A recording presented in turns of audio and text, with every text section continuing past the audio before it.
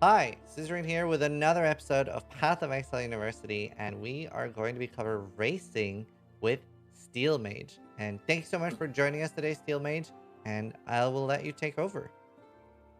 Beautiful, no worries, Iz. Alright, so next, I guess. So this will be Racing 101. I'll be talking about racing, but my particular brand of racing. So obviously this won't be exactly the same as like a tie killer sort of presentation where he just zooms at the speed of light. This will be more about like I said, my brand of racing, you know, a bit slow and steady, but very very calculated. You know, I know when to do bosses. Usually I'll be the last one at the boss, but hopefully the first one to kill the boss. So introductions. So my name is Steel Mage. I've been streaming on Twitch since 2018, so just a bit over 3 years now. I've been playing PoE for 9, so most of the time I've been playing PoE, I haven't actually been streaming. I started racing in 2014, so that's a long time ago. I was sort of inspired by, you know, Crip, by Rise QT. Rise QT is actually who taught me effectively how to race. He used to do a lot of, still does, I would imagine. But more so back in the day when streaming, when race seasons existed, he used to do lots of like guides for racing. So that's how I learned. Previously won the Gauntlet this league.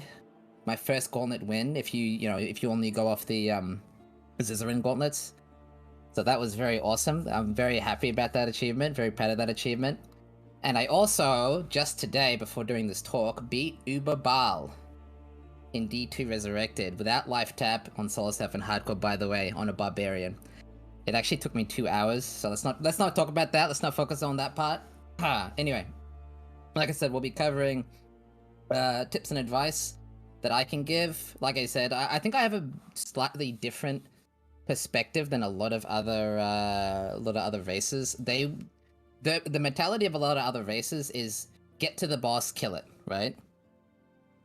But they focus too much on getting to the boss and not so much killing it necessarily. Like, you know, I like to have like a checkbox, essentially, a checkbox of things I need to have before I do something. And so I won't actually progress until I have those done.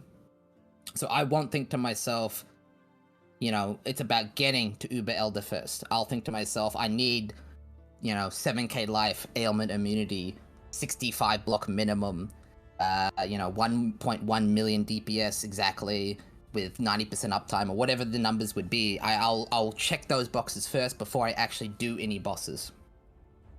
Like I said, as opposed to focusing on getting there first, right? That's not really my goal. So yeah, I'll be talking about setting goals because I personally like to overshoot.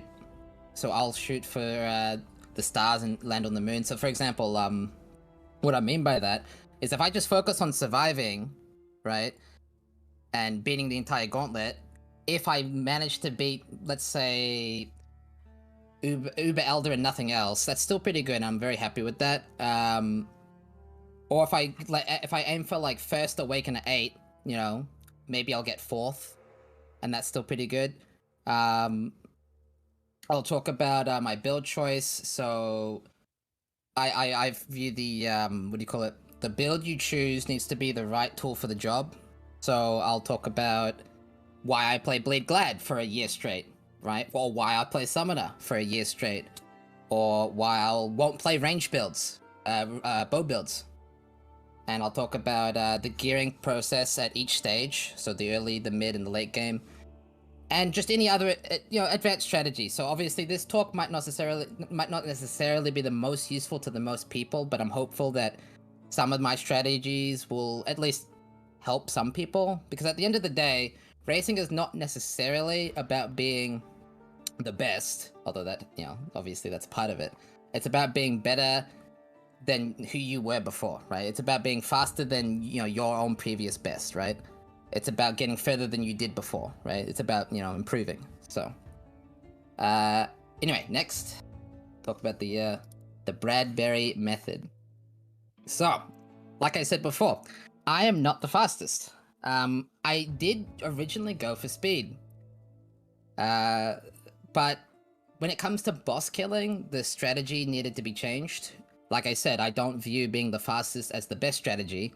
I view being the first one to actually kill the bosses alive as the strat to go for. I do think this is not bad. I do think, obviously, being the fastest is the better strategy still. Because I still think that is the better strategy.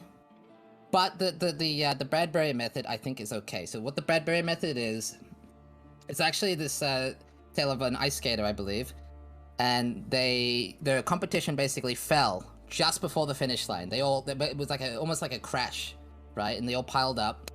And Bradbury, who's further back down the line, actually managed to just slide on by and take first place. And that is essentially most of my wins throughout the years. I really have never, even when I am being fast, I'm still not even really the fastest. I never really have been.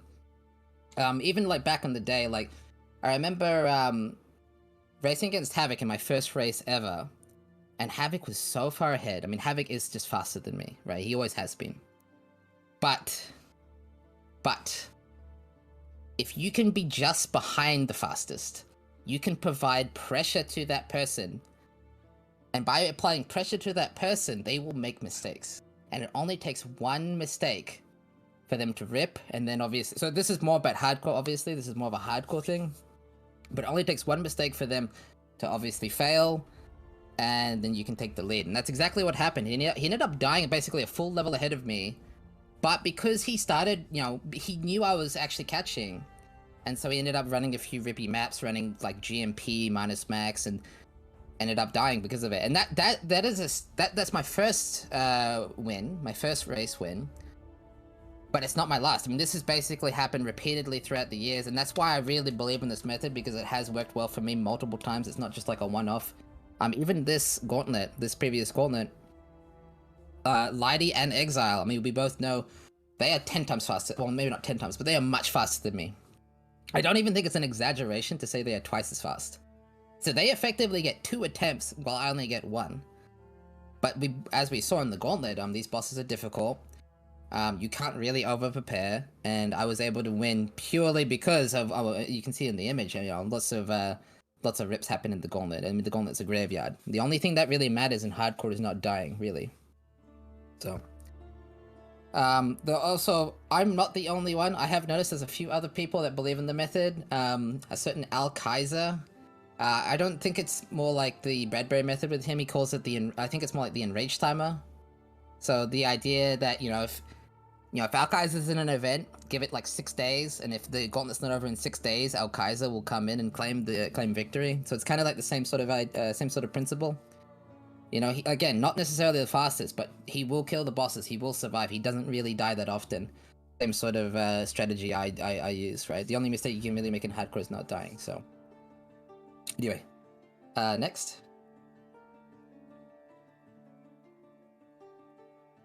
So some actual useful information here. Going beyond just memes. So planning. Now, if you've ever seen my stream, you'll notice a lot of what I do is not necessarily just playing the game. I like to plan out what I'm gonna do well in advance. So I'll have POBs, and these POBs will break down gear at early game, mid game, late game. I'll decide if I want to do a leveling build. Obviously, I'll pick the build that I want to play, what I think is going to be the best. I'll really think about this. I really think, like, what is the best build? And not just, like, here's the thing, right? It's not just necessarily what is the #1 build, but it's the #1 build for you. People have criticized my choice of Bleed Glad, and that's obviously justified, because it's not really the best build, and it really has been the best build, minus this league. This league, obviously, there was a Gladiator meta, it was very popular, but the reason for that is comfort, and that does play into it, right? I know that if I was to play Toxic Rain this league in the Gauntlet, I would not have done very well, and that's just due to inexperience. Meanwhile, Gladiator, obviously, I've played for a lot, and so that's why I ended up picking that. Now, I've already talked about goal setting, but how this is relevant to you, right? Because obviously not everyone's goal is going to be rank 1, right? Obviously. But if your goal is red maps, Awaken at 8, just surviving the gauntlet, whatever it might be, I view this as important because It's important to keep motivation, to keep positive mindset or grind set or what have you. This is purely more like a fun thing, really. But you know, it does help to have a clear sense of direction, like where you're going, rather than just sort of aimlessly progressing. Like if you want to get, let's say for example, you don't think you could do this, but let's just say you wanted to try out the next gauntlet, and you wanted to make it to red maps. That's pretty ambitious. Maybe you've not really played much hardcore before, but knowing that that's your goal will mean that you'll be able to plan out all your other choices appropriately. So, build choice. Like I said, knowing what your goal is is important to know what build to pick. Now, the reason I picked Bleed Glad, like I said, was a comfort pick. I knew it could do the job, theoretically. But if my goal is to do Awaken at 8 the fastest, and that's my goal, right? It's not necessarily, you know, detracting away from the Bradbury Method. If that's the goal, I'll still keep that Bradbury Method in mind. Like, I won't necessarily pick the fastest, but I'll play the build that's the fastest that I think I can survive on. And so I might actually shift my choice from Bleed Glad, for example, to another build. Let's say Toxic Rain. I might actually try that build, depending on the goal that I have, right? So coming into this league, for example, let's say you've never done Maven, it would probably be a poor choice to play, I don't know, like Righteous Fire might not necessarily be the best choice, for example, or, you know, a build that isn't going to be fast enough with the time that you have, or powerful enough to take down these bosses, right? You might want to set your build standard a bit higher.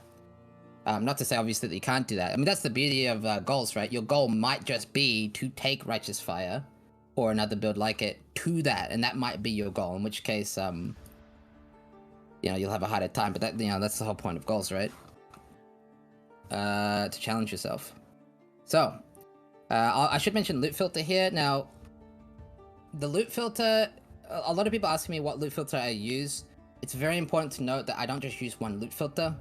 Now, I do use a loot filter, but it has different variations. And so, obviously, if you use Neversync, which is the one I use, I don't just use Neversync strict, right? That doesn't make sense at endgame, and it doesn't make sense early game.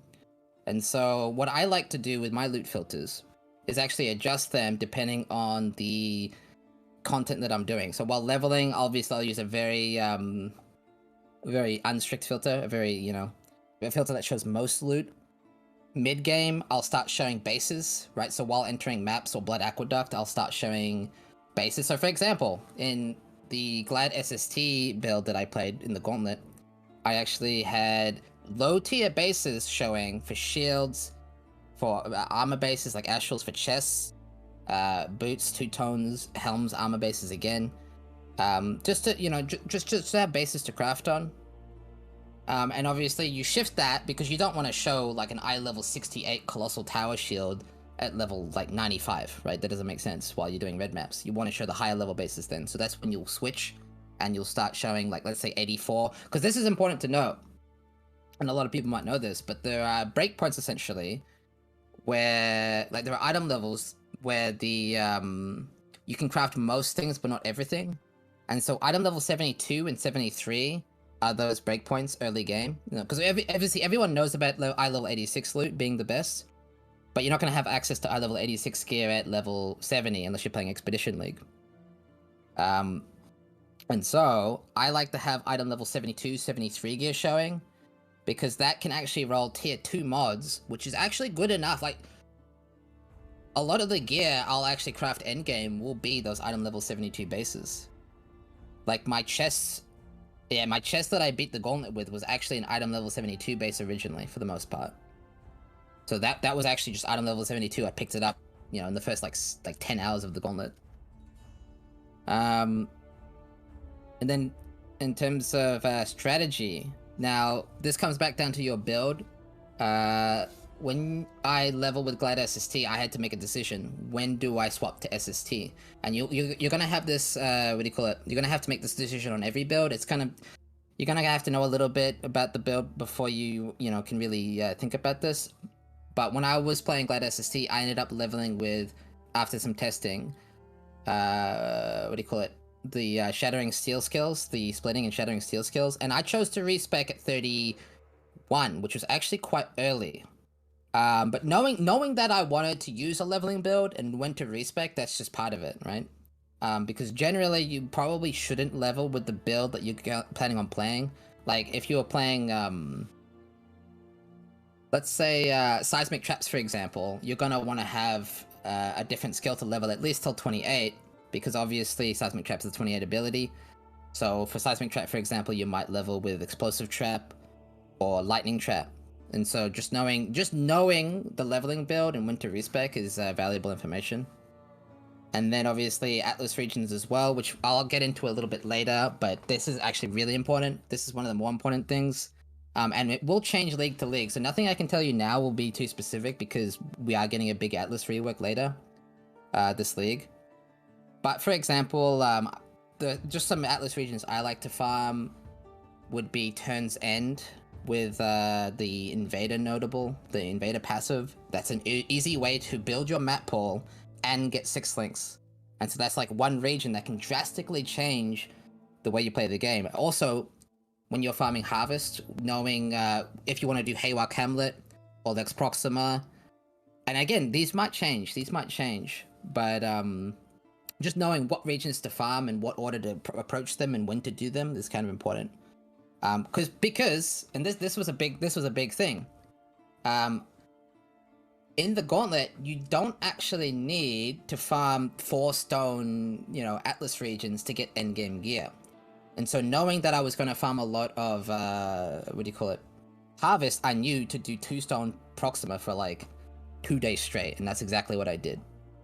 So just knowing those Atlas regions in advance is a good idea, and when to farm them. And then in terms of practice, now I will admit I am terrible at this. This is definitely something I need to improve on as well. You need to balance practicing with fun here, because if you just practice the game constantly, it can take away from the excitement and the fun of the league start, burnout and all that kind of stuff. I tend to practice just a little bit, just as a refresher, just to feel comfortable, just to get the ball rolling. So I'll do, let's say an Act 5 Katava run, right? Like a 1 or 2 hour run, right? And I'll do that just as a refresher. Obviously, I will say, practice makes perfect. You should definitely, if you are willing to, it's a good idea to practice as much as possible. But it's something I would always recommend doing a quick refresher, just to feel comfortable at league start, just to get that leveling build going.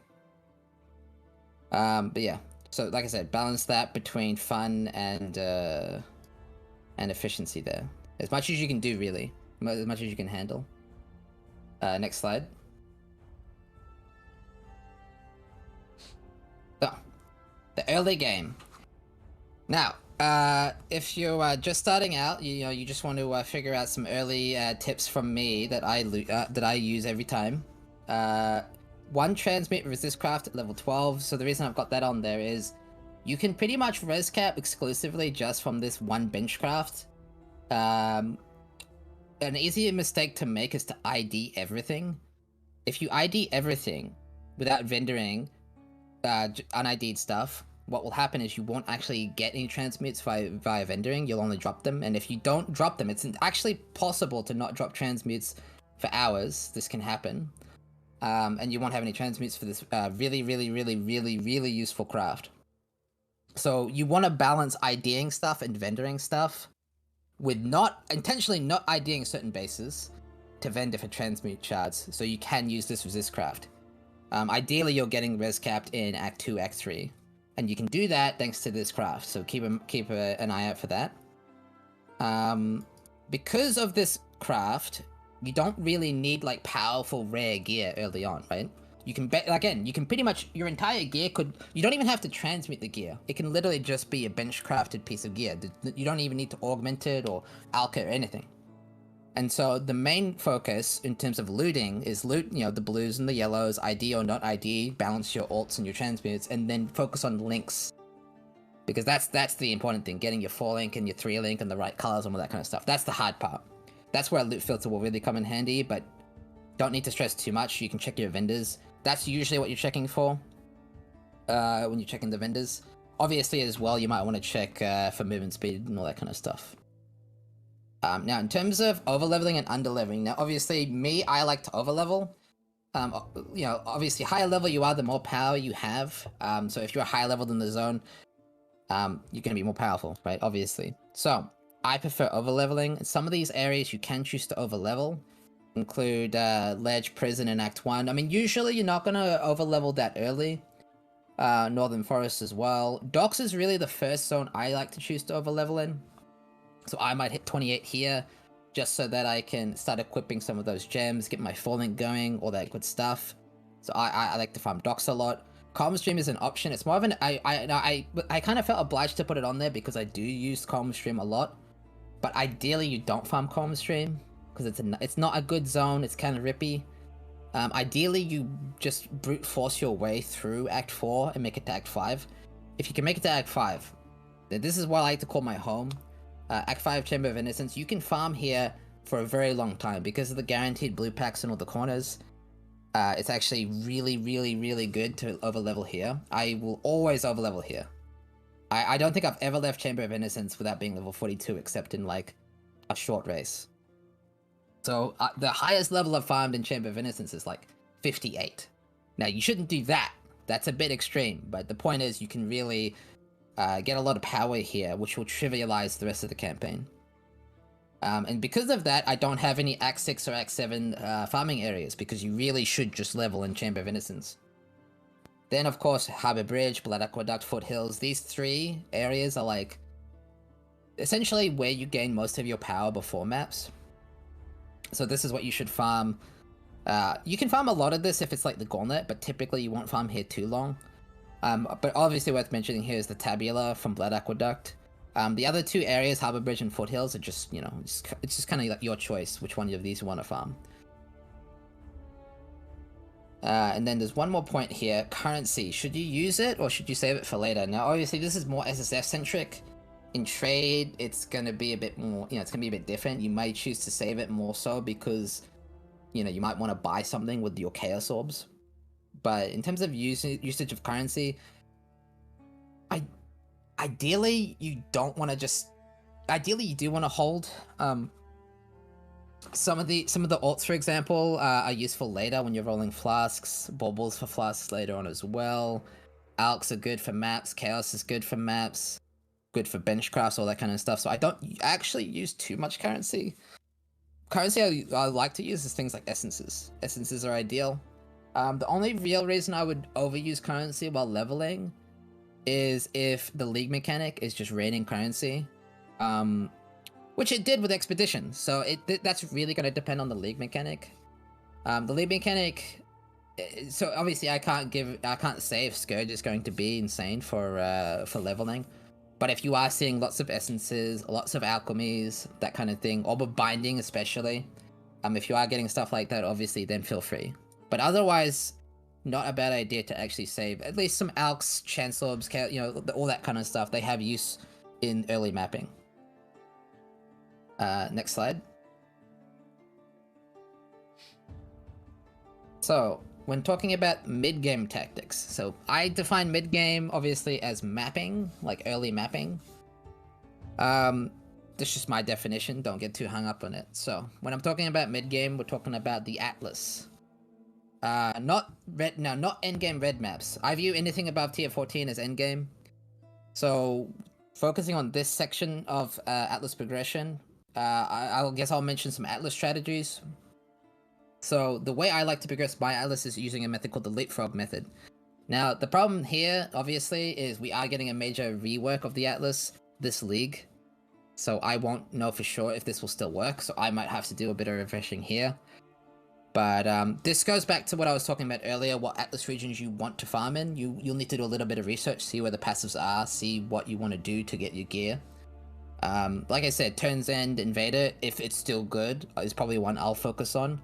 Obviously the Harvest regions, best way to craft gear in the game. I'll focus on those personally. But depending on balance changes, we might have to change this. We might have to focus on different regions, we'll see.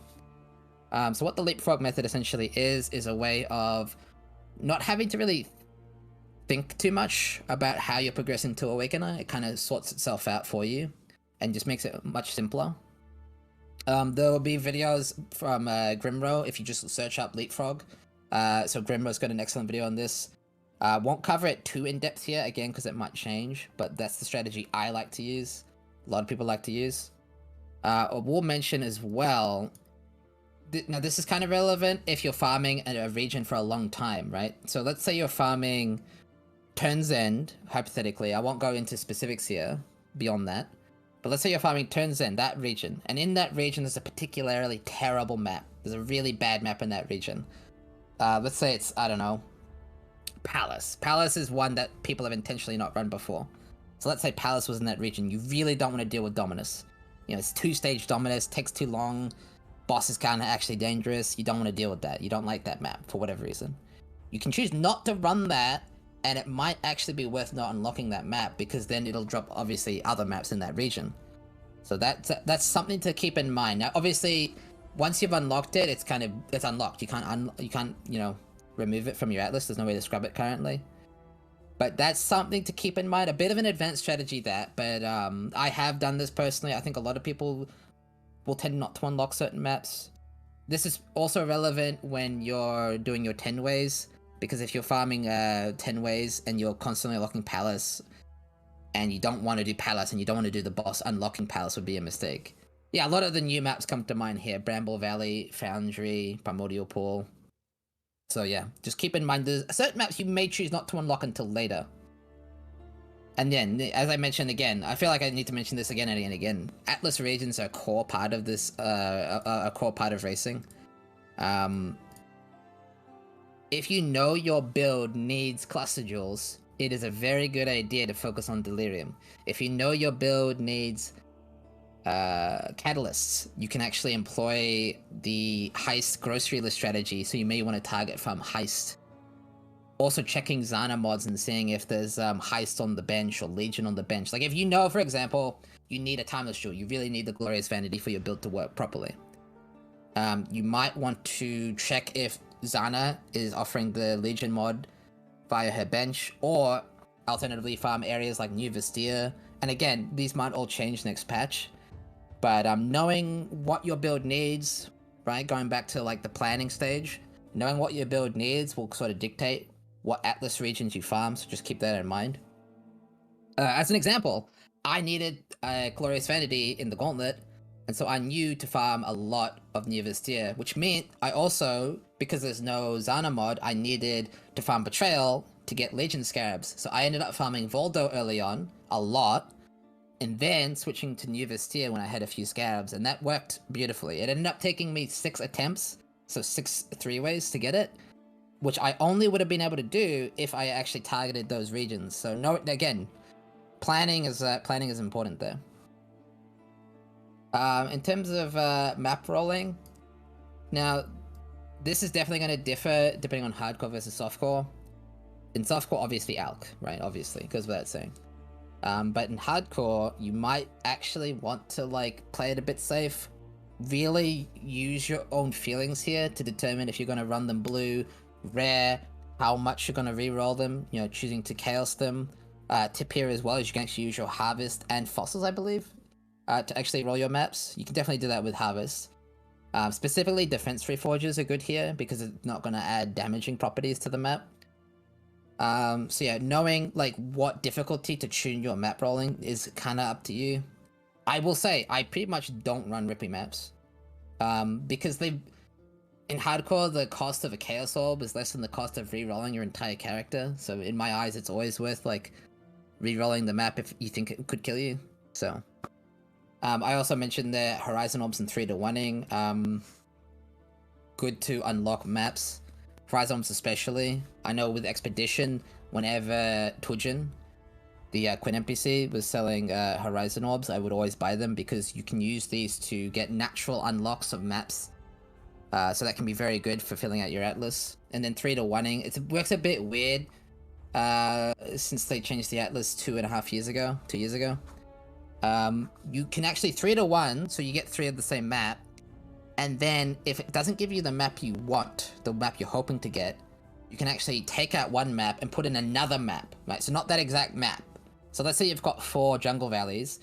If the first 3 jungle valleys don't give you what you want. You can take out a jungle valley and put in a 4th jungle valley, and that new combination of those 3 jungle valleys might actually give you a different outcome. So just keep in mind you can sort of shuffle when you're selling 3 to 1 to get a different map. It's a bit weird. Just give it a go on some maps and you'll notice this. Can be useful. Obviously should mention master missions. So Zana and Alva are the 2 that I focus on when actually building up my map pool. So, I mean, these are, you probably already heard this, but the reason I put it on here is because it's just so important to use Zana and to use it. Now, I mean, maybe you haven't heard Alva. And now the reason I like Alva is because the temples themselves, one, they can roll the Carto room, the Cartographer's room, which is really, really good. I mean, that is just, you know, you can get over a dozen maps on a tier 3 Cartographer's Alva temple. As well as the tier 3 mod also gets you sextants and chisels, so it's amazing, absolutely amazing. I love Alva. She might even be a bit underrated, honestly. I think she's amazing. Keeping in mind as well, here's the beauty of it. If you have 1 red Alva, let's say you've done 1 tier 11 map and you got an Alva mission out of that. If you run that 1 map, that 1 mission with a tier 16. The way the formula works is, you'll have to Google it actually, I don't know off the top of my head, but it's like the average plus 10 or something like that. So if you run 1 tier 16 Alva and 3, let's say, tier 6 Alvas, or maybe even tier 5 Alvas, right? Then the temple will actually, I believe it plus 10s and will make it a tier 16. So you only need 1 red tier Alva to actually get a tier 16 temple. So you can really exploit this. Usually that's how I jumpstart my map pool actually. 1 tier 3 Kato Room Alva, tier 16 will just pump out tier 16 maps, right? And so boom, easy the sustain there. And then obviously Zana, we all know, every time you do a daily mission, you have like a slew of maps that she offers. Always check these, if not for actual map sustain, right? Because obviously the tier 16 she offers a 25C, kind of a ripoff actually, kind of weird Zana. But the lower tier maps she offers might be ones you need to unlock. So she can be really, really, really good when unlocking tier 1 to tier 10 maps. Now, gearing. Now, this is key here. This is key to the Bradbury Method. I don't like to do content until I know my character is ready. Now, because of that, depending on my goal, I like to play a really powerful build.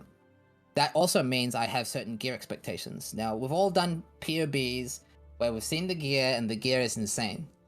Now, it's all fun and dandy when you've got the gear. When you have all your gear, GG, right? GG. But the hard part is not having the gear, right?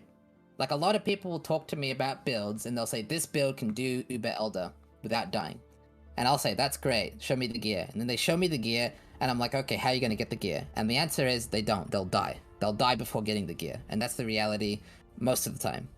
So knowing how to actually get the gear, knowing what that's actually going to play out like is important. I knew that early on I could get ailment immunity. Early on, I would basically be immortal farming yellow maps. And so I knew to farm yellow maps in the gauntlet for a very long time, but I knew I wouldn't die in yellow maps. And I knew, thanks to, you know, a bit of preparation, or over preparation, that if I stayed in yellow maps, did all that, got my glorious vanity, because I didn't actually enter red maps until I had my glorious vanity, which might seem insane, but I knew I would need that to really feel comfortable, and so I committed to it, and it worked out really, really, really well.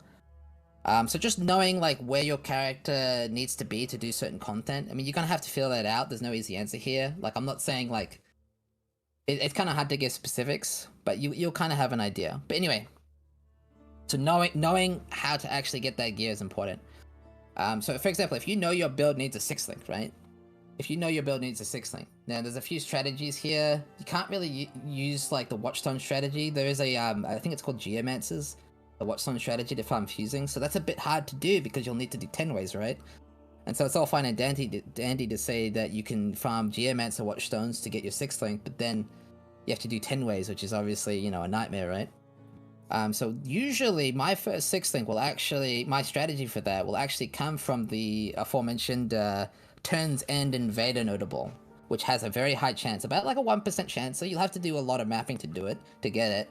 but it gives you. It's not necessarily about guaranteeing a 6th link. It's about increasing your odds greatly of getting a 6th link. So that's one method that I'll use to get a 6th link. You can also there are other methods like doing side zones for corrupted 6th links, running sacrifice fragments for corrupted 6th links, what have you. But no, if you know you need a 6th link to do red maps, you should place more priority on that, for example. Another strategy is grocery list and heist, as I mentioned before. If you know, let's say you're playing a life-based build, right? And you know that in order to do a boss, you need a certain amount, you want a certain amount of life, right? Let's say you want 8k life before you do Uber Elder, which might be a bit extreme. But let's say that's what you've decided. You want this gear before you do the bosses. And so you know you need Fertile Catalysts. Now, having a strategy to get those Fertile Catalysts is important because it's very, very difficult to get. The beauty of it, obviously, is Heist Grocery List is one strategy that can really be useful at farming Fertile Catalysts. You can also, I mean, I think that Catalyst is the main reason to do the Grocery List strategy. There's probably a few other methods, a few other contracts that might be useful here. I won't go into too much stats about what the Grocery List strategy is. I believe Ziz actually has a guide on this on his YouTube. But the TLDR is by not completing the Grocery List contract, which is a quest contract that you get from Vendiri, you can actually run that contract over and over because it'll just keep dropping if you never complete it, right? And so you can actually farm demolition catalysts, demolition contracts, which actually gives access to cluster jewels from Delirium chests, blight oils from the blight chest, and obviously the big one here is the catalysts from the metamorph chests. So heist is like a particularly good one if you're playing a life-based build. A lot of people would have been farming this in the gauntlet. Then of course there's Delve. I think we all know that, you know, fossils don't really drop from Delve anymore. Apparently this might be getting a rework soon. But the reason I've still included Delve on here, even though it's not for fossils, is because you still need the resonators to use the fossils. And so obviously Delve on there. If you know you're going to need to do a lot of fossil crafting, let's say you're playing an ES build next league because the ES is looking pretty good, right? ES is looking pretty hot. You probably want to farm some Delve just for the resonators, if nothing else. Harvest. I mean, I can't not include Harvest. It's like the #1 method for endgame crafting. Obviously, there's a little bit of depth in there that I won't go into, but even if you're just spamming, life reforges or fizz reforges or defense reforges or what have you, obviously very, very powerful. Chaos reforges, right? This, as I mentioned earlier, might dictate which regions of the Atlas you choose to farm. So if you want to do Haywark or Proxima, if you're planning on getting particularly geared, you'll want to plan in advance for that because you'll want to be able to actually have access to Harvest. And then obviously Essence. Now Essence is better early game than late game in my opinion, but always pretty useful. And again, it does couple nicely with Haywark Hamlet because you have access to both Harvest and Essence there, which makes it one of the most popular endgame regions in the entire game to farm. If you've been around for long enough, you'll remember Atoll farming, like literally like what, half a year ago. Atoll was like the only map in the entire game for like a decent portion of the player base because of Harvest and Essence being in the same region and being so broken. So, and then obviously Jun for Veiled Crafts. Not Jun specifically. They did kind of nerf Ashling quite a bit. It's still good, but I put Jun in here not because of Ashling, but just because you want to unlock the crafts. Even just having access to these crafts is a big deal. So, for example, the Min Endurance Charge craft is a big one. Live as ES is a big one if you're a hybrid build, and so on and so forth. So, just having... If you know you need a lot of good Veiled crafts, keep in mind you'll want to run like something like Voldo's Rest, or again, Haywark Hamlet, which also has Jun. That's like such a stacked region, it's insane. And then... Now, this is more speculative... But it's something that has to be mentioned, is the current league mechanic. Usually the current league mechanic is really overtuned, because otherwise, that part of the reason you do the league mechanic in every single zone is because it's a little bit overtuned, right? It's pretty normal. They like to, like, ideally tune it to a point where you don't want to skip it, right? Because it's a brand new league mechanic. So it can be worth keeping an eye out on the league mechanic. I mean, we don't know what the Scourge mechanic's going to be. but I think there's a fairly good chance that it'll probably be the best at something, right? As I mentioned earlier, maybe it gives tons of leveling currency. Maybe it allows you to craft insane gear. Maybe it has some some really powerful items attached to it. So you're gonna have to make your own decision there. You know, weigh the risk of dying versus the risk of doing the mechanic and getting the rewards. What I like to do personally is I like to let Ziz beta test the league mechanic for a few hours. Then if he's still alive, I'll do the league mechanic. So you can kind of, use streamers to beta test it for you because they'll be a bit ahead. Anyway, next, moving on to the late game. GG noobs. So this is one of the harder parts of the game. This is where you spend a lot of time. This is where it gets really, really, really, really, really, really, really grindy. And this is where you need to show the most restraint, especially in hardcore. This is really, really where knowing when your character is ready is a big deal. So, obviously, I'll just briefly mention the endgame atlas. So this is when you'll have access to Zana bench crafts. You know, you'll have all those maps completed. Some of the, depending, it changes every league, but some of the Zana bench crafts might include Legion, Harvest, Delirium. So knowing what they are and if you need to use them is important here. And if you do, having the currency to use them. Obviously, Sextants, you should be, at this point, if not earlier, you should be using Sextants. You ideally have 0 Sextants, right? Or close to 0 Sextants, right? You should always be using your Sextants. Scarabs, I have to admit I'm kind of bad at using Scarabs, mostly because they're kind of hard to bulk up. As I mentioned earlier, I knew I was going to farm Legion, so I farmed Legion Scarabs via Betrayal. But yeah, just use whatever Scarabs you have, especially if you're like juicing. Like if you're using your Sextants, your bench crafts on a corrupted map with good Watchstones, probably worth it as well to go the extra mile and chuck some Scarabs on there. You'll be corrupting maps, not necessarily by choice. You'll kind of need to do this to unlock the maps on your atlas. The red maps require corruption. So that's when you'll start doing that. So, you know, be careful with that. While it is tempting to run that super crazy map you just corrupted because you really want the unlock, you know, I have thrown out maps even though I really needed them. It's not really worth doing a death map, especially in hardcore, if if it goes too poorly, if it rolls too poorly. Then Watchstones are a super endgame thing. I do think part of the reason they are changing, so these last couple things here, I do think this is why they're changing the atlas this time, because this usually takes like a week to get to. Like this takes forever. Hopefully this league it won't take quite as long, so more people will have actual access to the Watchstones and the Uncharted Realm passives. But like I said earlier, if you have access to the Watchstones from the 10-way fights, you'll have access to things like the Geomancer roll, which drops fully socketed gear, good for jewelers.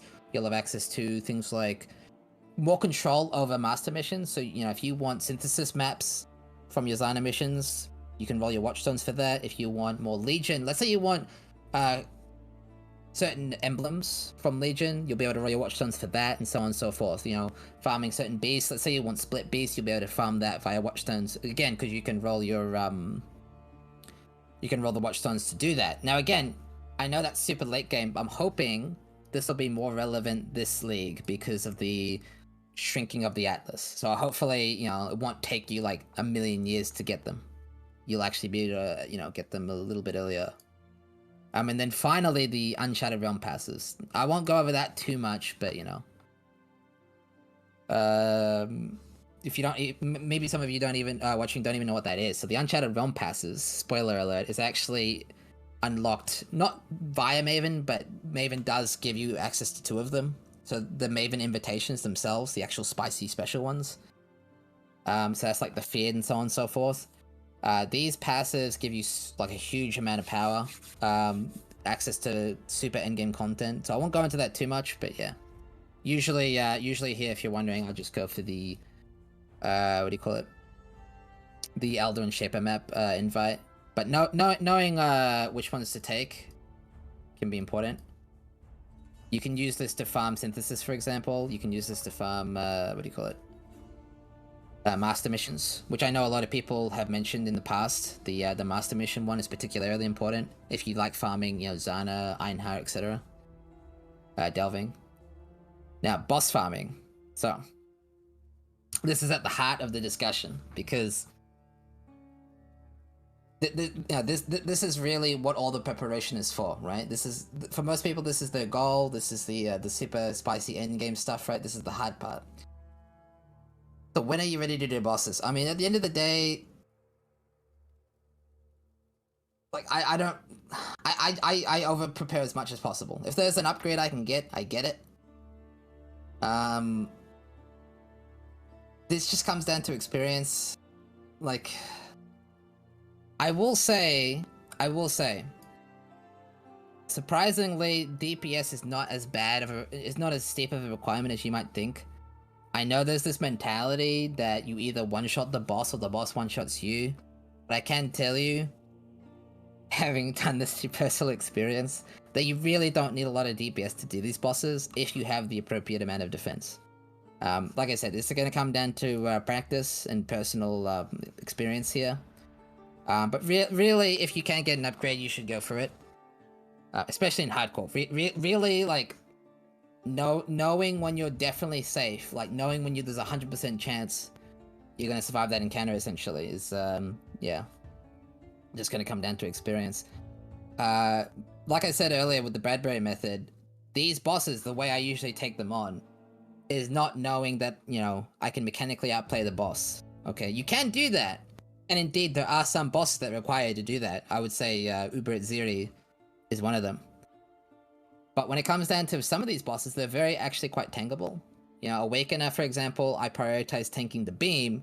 And I do this intentionally because I know as long as I don't tank other mechanics, as long as I tank just the beam, I'll actually have a higher survival rate. So, for example, I guess I'll just go over some benchmarks for these bosses that I go for personally, just in case you're curious. So when I'm doing Awakener, I design my characters always to tank the beam. And the reason for this is because a lot of people make this mistake, and I always kind of like cringe internally when I see this, but they will tank the stacks of the rotating laser, which applies a 10% damage taken debuff, which makes the entire fight untankable. Right, not even Al-Kaiser can tank that shit with 8 stacks, probably. Maybe. I mean, shit, I don't know. These Alki builds tanky characters. But if you know not to tank those stacks and that you can tank the beam, the fight becomes like 10 times easier. Because essentially, standing still sometimes becomes safer than actually trying to dodge shit. Because you'll end up dodging into something that you didn't mean to tank that will end up killing you. Again, those like stacks of the rotating circle. And so I usually build my characters to tank the beam, which requires ailment immunity, corrupting blood immunity implicit on a jewel, and some form of avoidance. So this will either be block or dodge. Now, this is worth pointing out. Block and dodge, technically speaking, won't save you every time. But I would say as long as you're like 99% safe, you'll take, you'll be good enough. So I don't necessarily tank every die beam, by the way, because I am kind of playing the odds there. But I do find it safer to play the odds and tank the beam than I do to actually dodge and risk taking the stacks. Oh yeah, why did I say dodge? Dodge is like dead. Anyway, rip dodge. True, but we don't know how viable that will be, right? Because of the way they've changed it. Because it stacks with like, what, spell suppression now or something? Like it converts it or something, right? But yeah, anyway, Maven as well. So, I mean, Maven is honestly one of the easier fights to tank. Again, if you have a bit of spell dodge, and even if you don't really, the Cascade of Pain's not too bad. It is more tankable. It's not quite as bad as the Die Beam, in my opinion. You can also just sort of stay at range and then move left and right. It's honestly not nearly as bad. But the thing that people talk about mostly with Maven is actually the DPS requirement. I would say you need more DPS the less you know how to do the fight. Because you can actually stack the mechanics on top of each other, specifically the bubble, the floor degen. And so I only need about 1 million DPS, if even that, to do that boss. Not even 1 million. It just ended up being extremely long of a fight, but still, it's still doable even with relatively low damage. So Maven's not quite as bad, unless you get really unlucky with the ads, in which case, GG. And Uber Elder, I mean, Uber Elder also doesn't have too steep of a DPS requirement. I'd say Uber Elder is either the same or less than Maven of a DPS requirement. But obviously, I would say Uber Elder has far more one-shots, like straight-up one-shots with the slams and the Shaper Ball. Well, maybe, I guess the Shaper Balls aren't a clean one-shot, but they do, like, enough damage that if 2 hit you, you'll just die. So, yeah, Uber Elder is obviously terrifying. So, usually when I'm doing these bosses, just some benchmarks, like I said, overall, ailment immunity, CB for Awakener, at least 7k life, some form of avoidance, some form of damage mitigation, either Fortify or Endurance Charges or Max Res, and then about 1 million DPS. So that's usually my benchmark. And the more, the better. And speaking of more, let's talk about final gearing. So let's say you've got your 6th link, let's say you've got, 2020 gems, you've got some basically well-rolled gear, you've the Harvest Crafted, they have life and res, and damage, all that good stuff. Let's talk about final gearing. So the final steps of gearing. Now, clusters are a pain. I would highly recommend against it in solo self-found, but if you know you need clusters in advance, these are okay to expect to get. If you have clusters on your Atlas, Delirium on your Atlas and all that good stuff. So final gearing, clusters are on here last because they are kind of time consuming. Not just to get like a perfect roll, because obviously you want like 4 or 5 mediums, 8 passive large, so on and so forth, 2 passive smalls. But then obviously you're gonna want the ideal notables, which can take thousands of rerolls to get. So once again, it goes back all the way back to the planning stage, one of the earlier slides, all the way back to that planning stage. If you know you need clusters, you're really gonna want to have Delirium on your Atlas way earlier. Maybe even that heist contract method, the grocery list strategy that I talked about, that also drops clusters, right? Legion farming. Now the reason I have this one last, now this might be more of a hardcore take, admittedly, this is definitely a hardcore take. But I find Legion to be very difficult, especially in reds. Basically, think about it this way, right? Legion kills even Uberdan. If you don't know who Uberdan is, this guy, Al-Kaiser on the screen right here, considers him to be the best player in the game. And even Dan dies to Legion, okay? Legion is extremely dangerous. And it has quite a high DPS requirement of about 1 million as well to do 4 ways. So, I think it takes even more. I think it's more like 2 million to do a 4-way. So yeah, I consider Legion to be endgame farming. It also takes quite a bit of investment to actually do multiple 3 and 4 ways. It's not too bad to get access to 1, but doing multiple, very time consuming. But Legion does give you access to specifically the jewels. So not necessarily the gear or the drop specifically, but the jewels, the unique jewels. So yeah, like I mentioned earlier, this is a late game thing, but I actually was able to get this early game or mid game just through persistence in the gauntlet. I was actually able to farm Legion by target farming it. So if you know you need a Legion jewel, same as the clusters, keep it, make sure you are preparing new Vestia and Legion Scarabs and all that good stuff for that. Metamod crafting. Now this could be an entire presentation on its own, actually. In fact, there are literal presentations and YouTube channels dedicated to just metamod crafting. Who am I thinking of in particular is this? The guy who does the Google Doc with all the crafting methods? No, I don't actually. Right. Maybe chat knows. Yeah, maybe chat knows. But there are LSR. That's what I was thinking of. Yeah. And so this is where you need a PhD to understand. But the simplest way of explaining it is you use exalts. Well, you don't always need exalts, but typically you need exalts. And you unlock these crafts via prophecy, which I believe is changing soonish. I don't think this league, but it'll change soonish. And this is things like multi-mod, so can craft up to 3 additional modifiers, or whatever it is.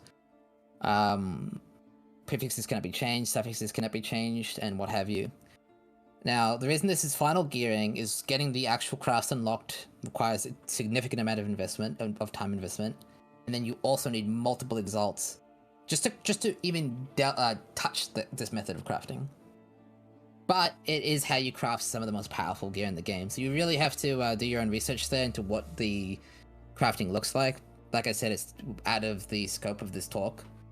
But that is how you craft the best gear in the game. So if you know, for example, you want to like... Well, I'll give you an example real quick. Let's say you're playing an energy shield build in hardcore, and they still haven't nerfed this for whatever reason. I'm actually shocked they haven't nerfed this. I think Ziz will agree, but they haven't nerfed ES on block yet. Like, oh my lord. Yep. I can't believe they haven't nerfed this yet. Stop talking. So anyway, so if you know you're playing an ES build, let's say an ED Trickster, Ziz is probably going to have a guide for this build. And you know you want ES on block because you know you're going block endgame when you want to start doing bosses. You can actually meta mod craft the block, the ES on block mod because it's a suffix, it's a defense suffix, and there's only one defense suffix on Shaper Shields. So what you do is you craft, you dense fossil the shield, you get like 400 ES shield, whatever you have, right? Whatever you get. And then you do with an open suffix, prefixes cannot be changed to Exalt craft. And again, this is a very late game. This is definitely rich people crafting. But because it's guaranteed, people are saying not anymore. Well, it might not be guaranteed anymore. They might add the defense tag due to the faster start. But this also works if you're doing faster start builds as well. Yeah, so not necessarily the best example. But anyway, you can do prefixes cannot be changed, defense reforge more likely from harvest, and it will slam on effectively a defense tagged suffix, which previously was exclusively ES on block. Now it might be faster start as well, but these are both really insane stats, so either way it's going to be good. But this is generally how you craft the best gear in the game. But like I said, the entry cost is exalts, so... and then I have lab running on here. Now this is obviously less expensive, so going from something that costs multiple exalts to something that's basically just one offering. Now the reason I have this on here is because it's more about fine-tuning, it's about polishing up your character. So glove enchants here that I like. Now this works with normal lab, but you can obviously do this in Uber as well, just because you might as well while you're doing helm and boot enchants. But spite enchant and Commandment of Light. Yeah, so Light and Spite enchants are both very useful. One will give you Consecrated Ground on crit, when you're crit. And Spite will actually chill enemies. So that can be really, really useful. And the investment, the time investment for that is usually not too bad. There's only like 15 glove enchants or so. And you can do normal lab for these enchants as well. So usually it doesn't take more than an hour. Although admittedly it has taken me 4 hours in the past one time.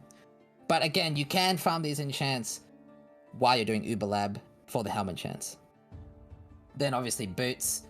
There are some really, really, really powerful... I would highly recommend every endgame build has boot enchants, because there's some really, really, really, really broken ones. I mean, right off the bat, one that's useful for pretty much every build, 2% regen if you've been hit recently, right? That's like really, really useful. Recovery is really nice to have. But then there's some even more broken ones, like if you're playing a crit trap build, traps don't actually count as you critting. They do benefit from your crit, but they don't count as you critting. And so if you have 120 crit, if you haven't crit recently in chat, this is like 120 crit. I mean, it's absolutely borderline mandatory. Same with Pen, if you haven't killed recently, can be nuts for bossing. There's mana regen one, so on and so forth. Stun one as well, if you're getting stunned all the time while mapping, can be very, very big. So I would highly recommend every endgame build sort out their boot enchant, if nothing else. Even if you're like, this guy's cooked, glove enchants, who does that? Definitely get the boot enchant. And then obviously the final touch here is the helm enchant. Now you don't need the helm enchant, but with the changes to lab, getting a useful lab enchant for your build is not too bad. I would say it takes less than 10-20 runs. So I would recommend getting a lab enchant, if not the most important, if not the GG best in slot one. So for example, it might just be Flame Dash cooldown recovery speed, which would have really helped Lighty in the last gauntlet. But whatever, you use what you get is the point. You use what you get. And then obviously the last one is influenced items. So now this is now we had an easy time in Expedition, so this wasn't too bad.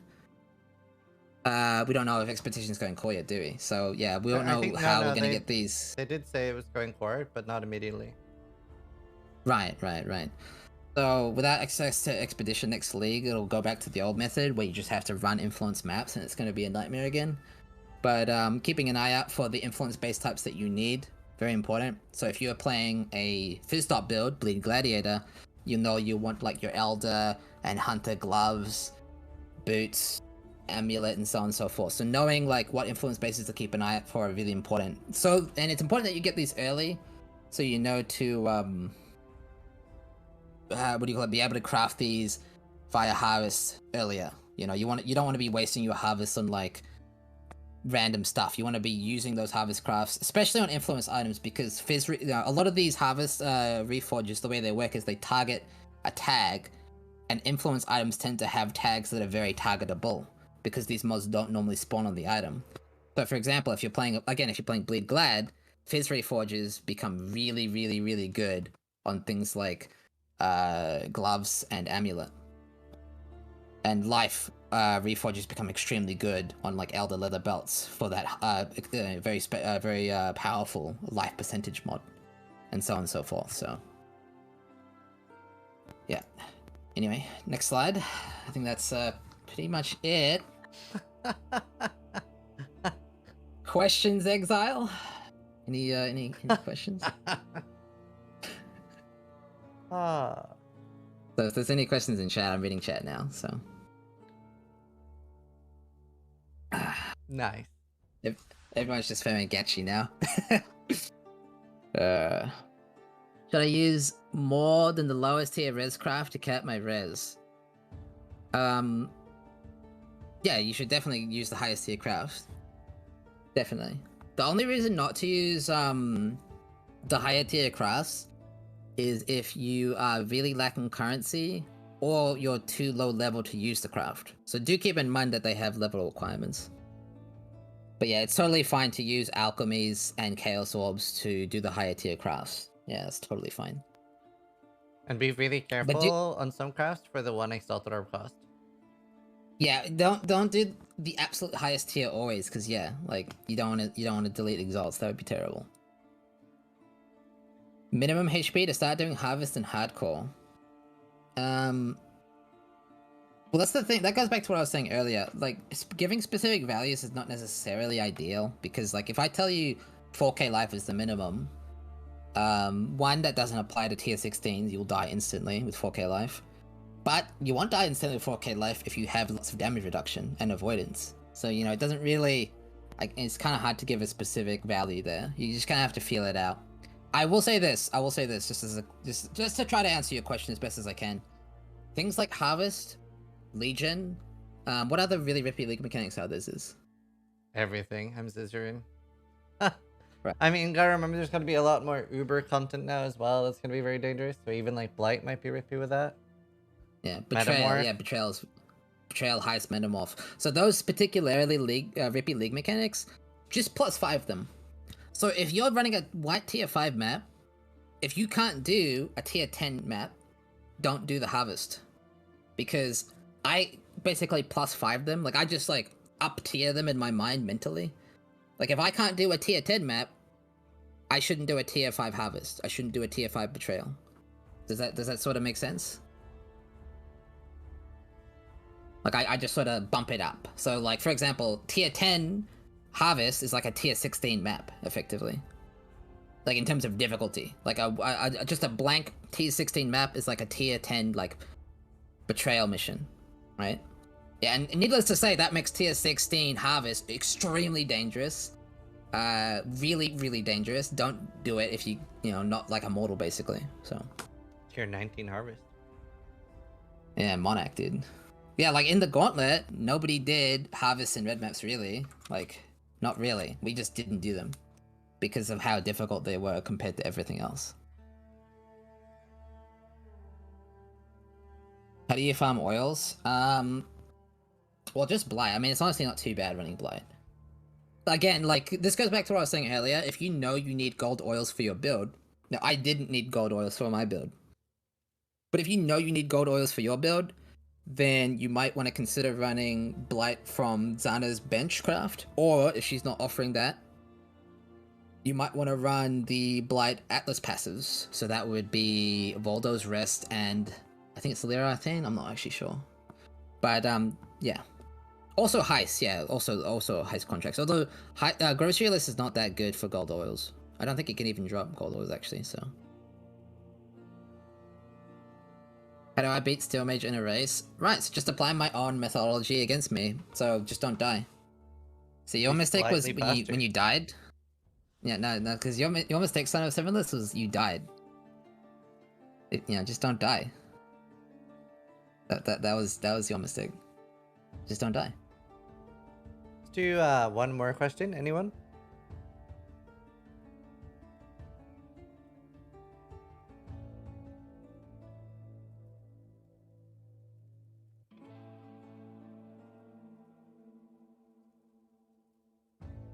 Planning to go for Cirrus one day. Any advice except for doing the leapfrog and playing something meta?